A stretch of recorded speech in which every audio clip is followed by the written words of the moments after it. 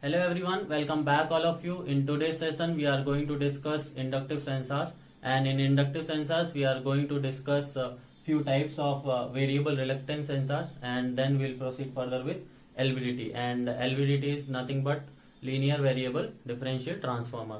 So before we jump into our topic, let us have a small understanding of analogy with the current electricity. So if we consider a conductor, if there is a flow of electrons in it, the effect is going to come out as current, and the opposition to current is known as the resistance. So using the Ohm's law, current into resistance is going to be known as EMF. EMF is nothing but electromotive force. So the same thing goes in this particular case as well. So the flow of magnetic flux lines in an inductor instead of conductor is going to be known as flux, and the opposition to flux is known as the reluctance. So the flux into the reluctance is going to known as MMF in this case. So MMF is magnetomotive force. So this is the analogy between current electricity and inductive sensors concept. So there it is going to be known as electromotive force, and here it will be known as magnetomotive force. And proceeding further, in the case of inductive concept, the magnetic field strength is going to be given as H equal to N into I by L. So there is a conductor of length L which is going to have N turns in it, and the current passing through it is given as small I. So the magnetic field strength will be given as H equal to N into I by L. So if this inductor is having magnetic field of strength, so it is obviously going to have a magnetic flux density, because the magnetic field are going to produce the magnetic flux. So the flux per unit area is going to be termed as magnetic flux density, which has unit of Weber per meter square, where Weber is the unit of flux and A is the cross sectional area, which is going to be have a unit as meter square. So Weber per meter square is also known as Tesla, and 1 Tesla has another unit as well. It might be needed in questions for the conversion purpose.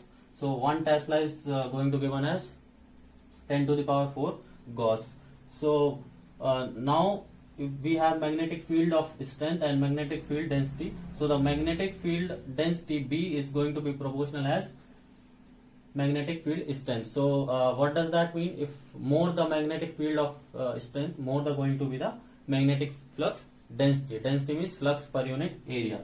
So the proportionality constant is going to come out as B equal to mu H. Mu is known as magnetic permeability. So as in the case of capacitive sensors, we talked about permittivity. So here mu is known as permeability.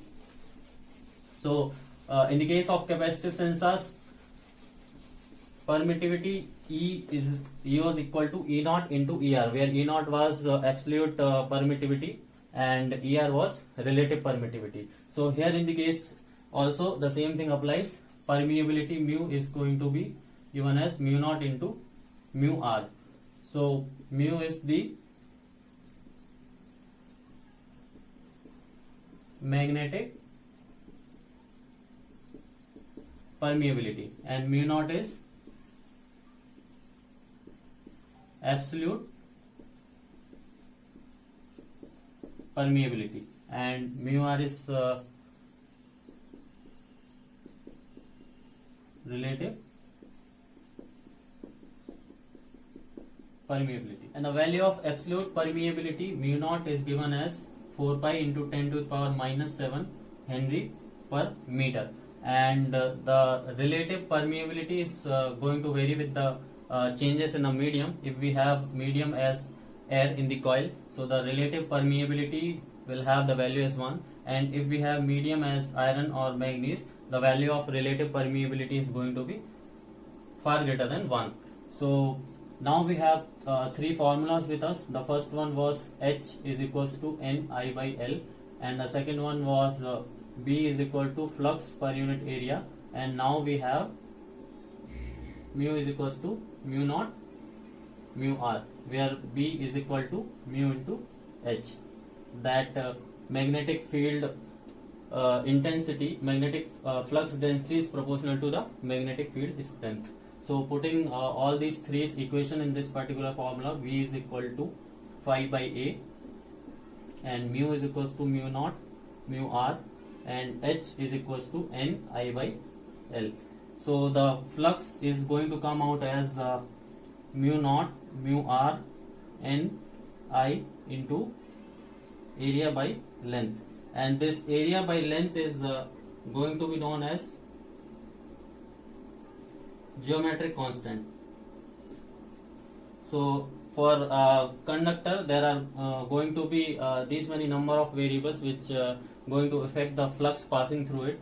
So one of which is relative permeability. Depending on the medium, the variation in the flux will happen, and also the number of turns which we are providing in the conductor, and also the current we are passing through it, and its geometric dimensions. So let us consider an example in which we are varying the medium of coil inside it. So in first case I am taking the coil as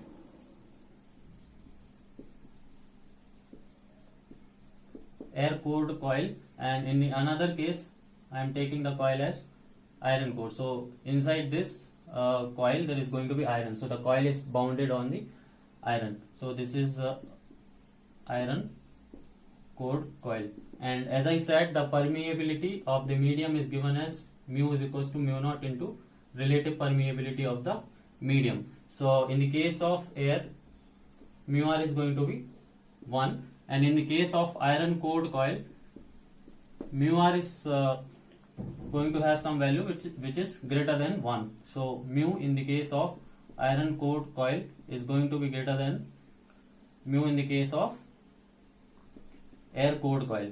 So the conclusion is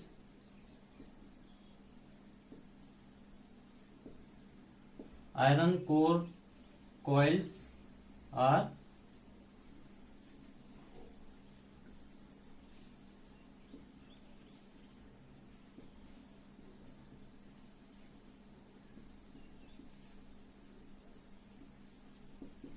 that iron cored coils are more permeable than that of air cored coil. So using this particular phenomenon, we are going to have our variable reluctance sensors, because if we vary the medium in which the flux is present, so based on that we are going to have the effect in the output of our required physical parameters. So we'll have a look of them in a detailed manner.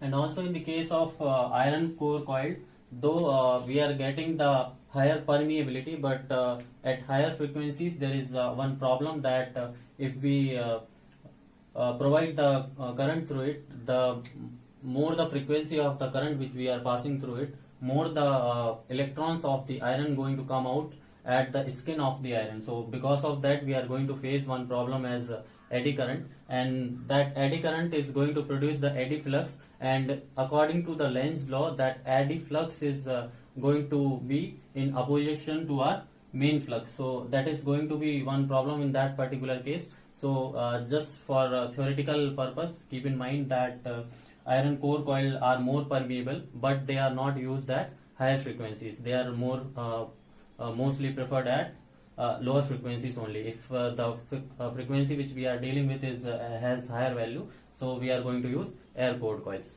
So now we will have a look of variable reluctance sensors one by one. So now we will have a look of concept of variable reluctance. As of now we have seen the formula for flux came out as mu naught mu r n I into geometric constant. So rearranging it in this fashion, Ni by 1 by mu naught mu r into L by A, and writing it as Ni by, and this particular formula will come out as reluctance. So this has analogy with the current electricity as resistance, whereas in this case it will be known as reluctance, and the formula for reluctance will be 1 by mu naught mu r into L by A. So as we know that if we are changing the medium, the relative permeability for the flux path is going to change, and if we are using air path, the relative permeability will be less, and if we are using the iron path, the relative permeability will be quite higher. So the reluctance is inversely proportional to the permeability, and the formula for self inductance is given as n phi by I. So if we are changing the permeability, the reluctance will change, and due to the reluctance, the flux is going to vary, and with proportional to the flux, the self inductance is going to change. So now we'll have a look of three different application of variable reluctance sensors, and as of now we'll just have a look of concepts, and in detailed manner they are going to come out individually in further topics. Metal detector, there are not much questions on that. It is just concept to study. Turbine flow meter will come in flow meter concept, and tachometer will have the simple understanding, but usually we are not using variable reluctance tachometer. Instead we are using optical tachometers, so that will deal later on. So as of now we'll just have a simple idea.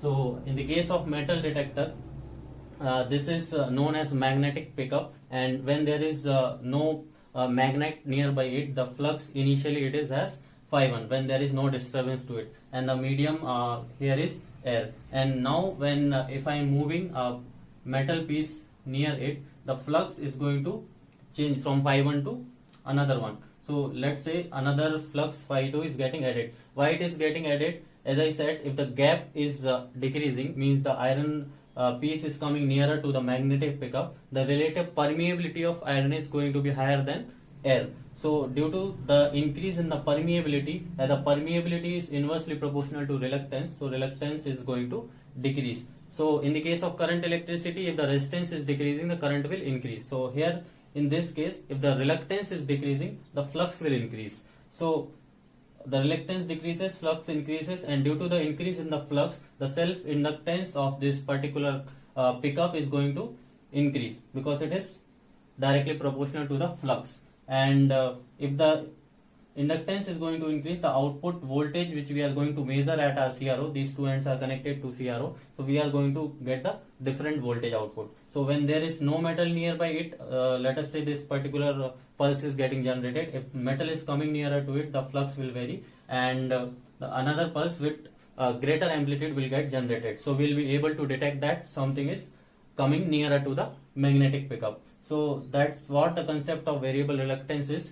And so another practical application of variable reluctance is it is being used in turbine flow meter. Let us assume there is one pipeline in which some fluid is getting passed, and we wish to measure the flow of this particular fluid. So we are using a turbine flow meter which is going to have blades in it. So on one blade of turbine, which we are going to mount an iron piece, and when the iron piece is far away from this magnetic pickup, the value of flux is going to be phi 1, and when this iron piece is going to come nearer to the magnetic pickup, the another flux phi 2 is getting added to it, and due to which we are going to get a pulse out of it. So let us say in the beginning the pulse was when the iron piece is far away, the flux is phi 1, and when the iron piece is going to come nearer to the pickup, we are going to get pulse of higher magnitude. So the same thing going to happen every time when the iron piece is coming nearer to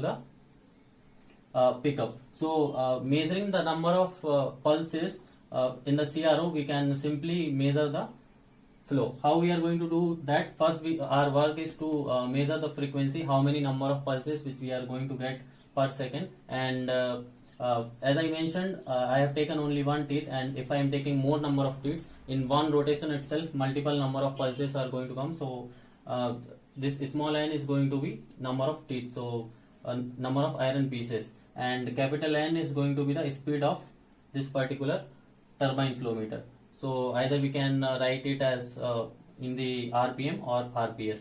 So if we are able to count the number of pulses per second, we will be able to get the idea about the flow rate. More the number of pulses, more the value of flow will be. So those that frequency we wish to measure, so it will be given to the Schmitt trigger, and output of a Schmitt trigger will be given to the counter, and with the help of counter we will be able to display that how many number of pulses this particular pickup is generating. So this is the simple idea, and in detailed manner we'll have the derivation in the flow measurement.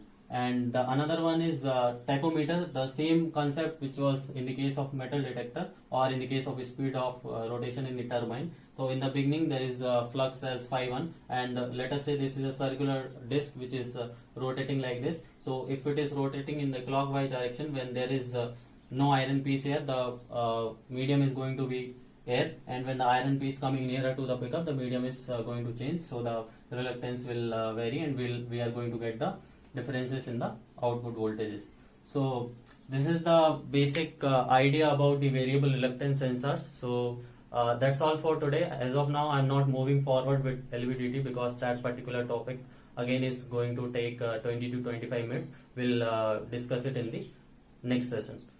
If you have any doubt, you can ask in the comment section. Thank you.